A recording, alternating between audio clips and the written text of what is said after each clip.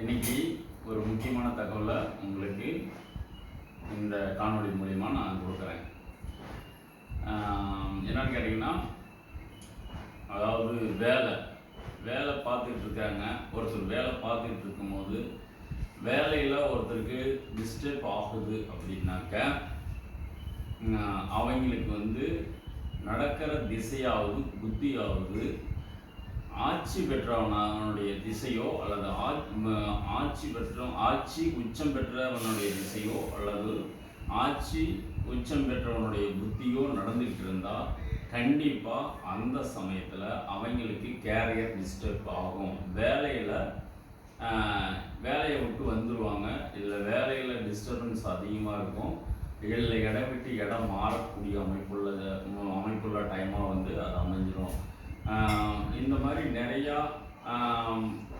பேருக்கு நாங்கள் அனுபவத்தில் பார்த்துருக்கோம். இல்லைன்னா வேலை தேடிக்கிட்டு இருந்தாங்கன்னா கிடைக்கிறதுல ரொம்ப சிரமமாக இருக்கும். இப்போ வேலை தேடிக்கிட்டு இருக்காங்க அப்படின்னாக்க அவனுக்கு ஆட்சி பெற்றவனுடைய திசையோ புத்தியோ நடந்துகிட்டு இருக்குது. அப்படிங்கிற பட்சத்தில் ஆட்சி உச்சம் பெற்றவனுடைய திசையோ புத்தியோ நடந்துகிட்டு இருக்குது. அப்படிங்கிற பட்சத்தில் அவனுக்கு வேலை கிடைக்கிறது எந்த வேலைக்கு போனாலும் அந்த இடத்துல உட்காந்து வேலை செய்கிறது சிரமமாக இருக்கும். ரெண்டாவது அந்த வேலை கிடைக்கிறதுல ரொம்ப சிரமமாக ஆகிடும். அதே மாதிரி ஏற்கனவே வேலை பார்த்துக்கிட்டு இருக்காங்க அப்படின்னாக்கா அந்த வேலையில் டிஸ்டர்ப் ஆகுனாக்கா மேல் அதிகாரிகளால் பிரச்சனைகள் வரும்.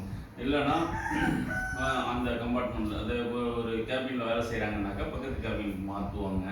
இல்லை வேலை மாற்றத்தை ஏற்படுத்தும்.